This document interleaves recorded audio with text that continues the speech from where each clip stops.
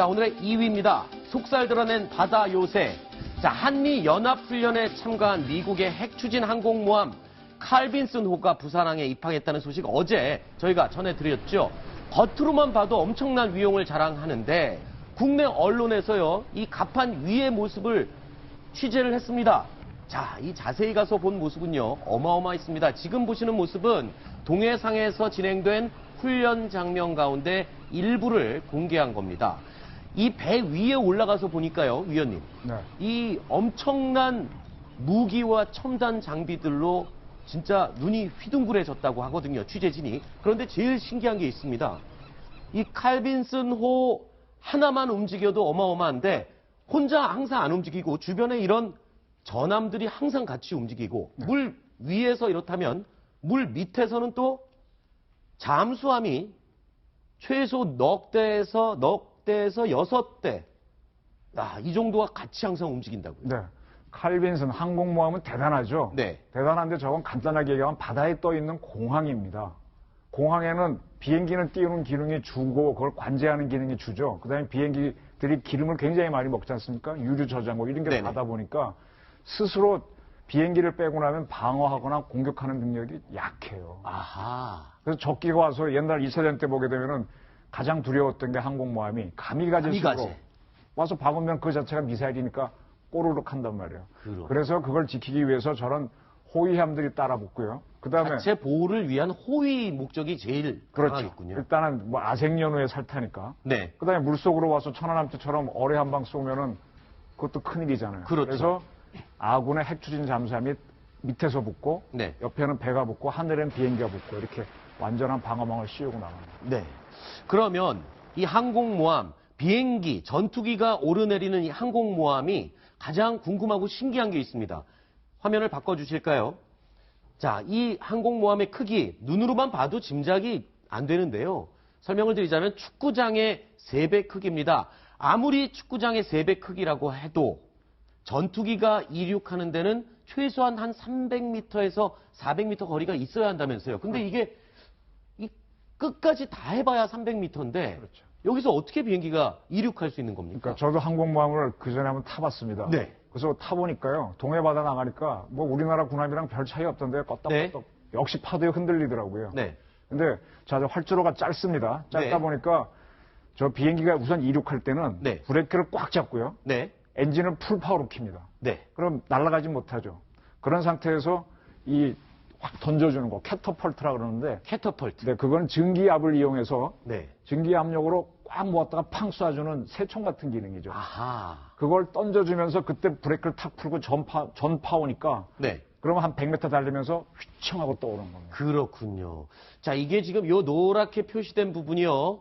엘리베이터입니다. 그러니까 비행기들 모두 한 80여 대가 이 항공모함 위에 같이 있을 수 있다고 하는데 이 위에 다 올라와 있으면 날아갈 길이 없겠죠. 그러니까 없죠. 밑에 숨어 있나 보죠. 네, 그래서 밑에 쭉, 갑판 밑에 쭉 엘리베이터가 있고요. 그 다음에 또 무기도 달아야 되죠. 그렇죠. 무기는 또 따로 분리해야죠. 아하. 과거 2차 대전 때 그 일본 항공모함이 갑판 위에서 무기 달다가요. 미군이 때리는 바람에 연쇄 폭발해서 꼬르륵 한 적이 있습니다. 아하. 그래서 그거는 밑에서 하고. 그렇군요. 그다음에 비행기에 쓰는 항공유가 얼마나 예민합니까? 가장 불이 잘 붙는 거잖아요. 아. 그건 따로 밑에서 집어넣고. 그렇군요. 과거 미국도 월남전 때 미국 항공모함이 하다가 그 연쇄 터져갖고 되게 혼난 적이 있거든요. 다 그렇군요. 구분해서 엘리베이터로 따로따로 넣게 해놨습니다.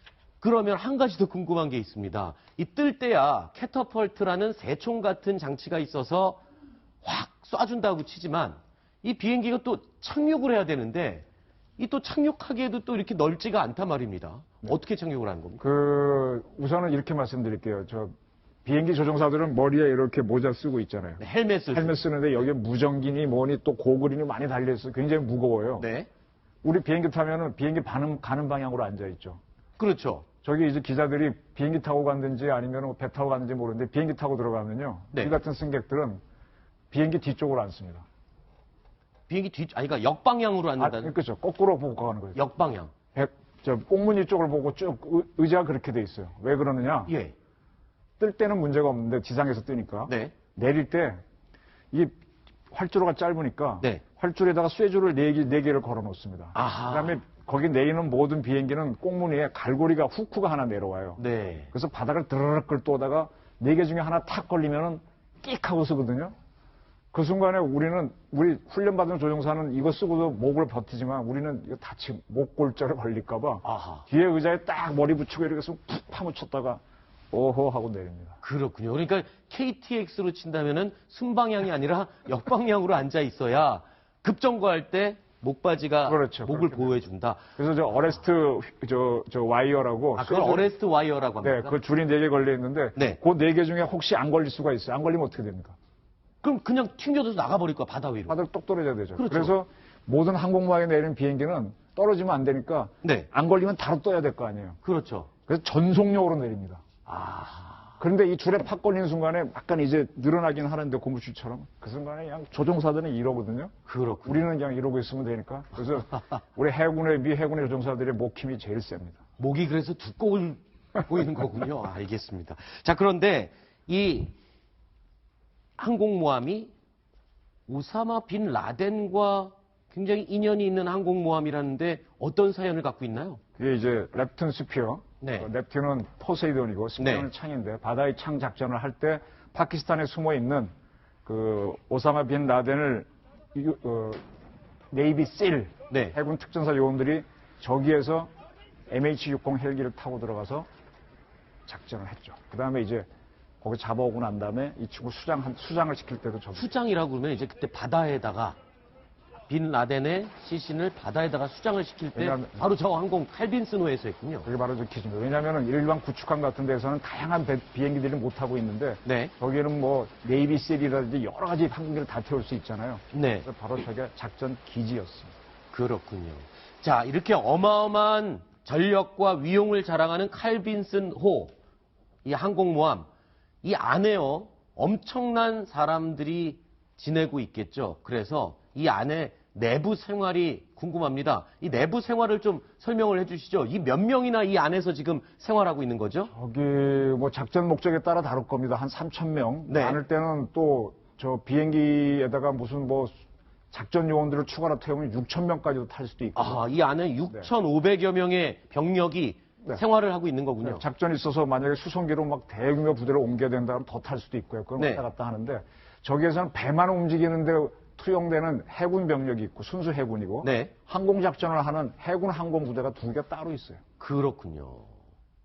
자, 이 많은 사람, 6,500여 명이 항공모함에서 지내려다 보니까 하루에요, 단 하루에 먹어치우는 식사만 18,000끼. 네, 그 정도. 그리고 물, 이거는 뭐 식수 포함해서 민물이겠죠. 바닷물을 먹을 수 없으니까요. 이 민물이 하루의 소비량이 1,500톤이나 된다고 합니다. 그리고 하루에 나오는 세탁물만 2.5톤, 1년 동안 처리하는 우편물이 450톤. 그리고요, 저는 되게 인상적이었던 게요. 지금 이 모습은요, 배 위에 있는 군의 식당의 모습입니다. 네, 저 식당 우리 저 옛날에 항공모함 왔을 때 들어가 봤는데요. 저기 가면은 저 친구들 굉장히 우리 해군도 잘 먹는데 깜짝 놀랐어요. 저기 가면 과일도 있고요. 생과일이 있습니다. 생과일이요? 네. 생과일이 그러니까 그때 뭐였죠? 딸기 뭐 이런 것들이 있어가지고 과일도 먹고 저기서 밥하는 친구랑 하루 종일 밥만 하더라고요. 네. 그렇군요. 저 그런데요, 하나 궁금한 게 있습니다. 이 물, 바다 위에 한가운데 떠 있는 항공모함인데 바닷물을 먹을 수는 없지 않습니까? 그럼 이 민물을 어떻게 이렇게 많은 양을 매일 공급을 할 수 그게 이제 있습니까? 작전을 나가면 저걸 청수라 그래요. 그 먹는 네. 물을. 그래서 우리도 아대만 여명 작전하는 우리 구축함들이 가게 되면은 네. 어느 기지에 들어가면 청수를 보급받죠. 그렇죠. 근데 도저히 청수 보급이 안 되면은 바닷물을 필터링해서 바꿔서 먹습니다. 민물로 정화시켜서 먹는 그런 근데 그 물이 진짜 맛이 없습니다. 맛이 없습니다. 그리고 목욕을 해보면은 네. 이 비누가 금방 지워져요. 이게 또 미네랄 성분이 많아서 그런가요? 그리고 또 궁금한 게 하나 더 있습니다. 우편물, 바다 한가운데 있는데 이 우편물을 도대체 어떻게 보내고 주고받고 하는 겁니까? 지금 저기 근무하는 저 사람들은 가장 반가운 게 네. 항공기 뜨고 내리는 게 반가운 게 아니고요. 네. 보급함이 와야 돼요. 보급함이 와서 이거를 물건을 내려주고 가는 거죠. 그렇죠. 우리도 군대에 있으면 제일 반가운 게 그 PX 갈 때 아닙니까? 그렇죠. PX 차가 제일 좋은 것처럼 저런 배들이 계속 그 육상 기지랑 왔다 갔다 하면서 우편물도 갖다 주고 그 생과일도 갖다 주고 하면서 그렇게 해서 그다음에 연료도 갖다 주고 합니다. 네, 현재 칼빈슨 호의 그 전체 병력 숫자가 6,500명 그랬지 않습니까? 네네. 저게 정상적이면 5,500명이 풀입니다. 아하. 그럼 1,000명이 누구겠습니까? 요번에 1,000명이 바로 참수부대, 북한의 김정은을 죽이기 위한 참수부대가 1,000명이 탄 것 같아요. 네. 그래서 저게 바로 네이비시라고 델타포스가 이제 탄 것 같습니다. 그 병력 숫자가 1,000명 정도 되는 것 같으니까 그래서 6,500이 된 것 같아요. 그렇군요. 통상적으로는 5,500명 정도가 항상 작전을 수행하는데 이번에 한미 연합 군사훈련에는 6,500명이 탑승한 것으로 봐서 네이비실과 델타포스가 합계 요번에 1,000명이 들어가 들어온 있다. 이렇게 추측을 할 수가 있는 거군요. 알겠습니다. 자, 칼빈슨호 대한민국 부산항에 지금 와 있는데요. 동해바다에서 열심히 지금 훈련을 하고 있습니다. 어마어마한 위용과 그 내부 시설에 대한 내용까지 알아봤습니다. 자, 이정훈 의원님, 김정봉 실장님은 여기서 인사드리고 다음 이어지는 코너에서는 강경석 기자 그리고 심정숙 차장이 수고해 주겠습니다. 고맙습니다.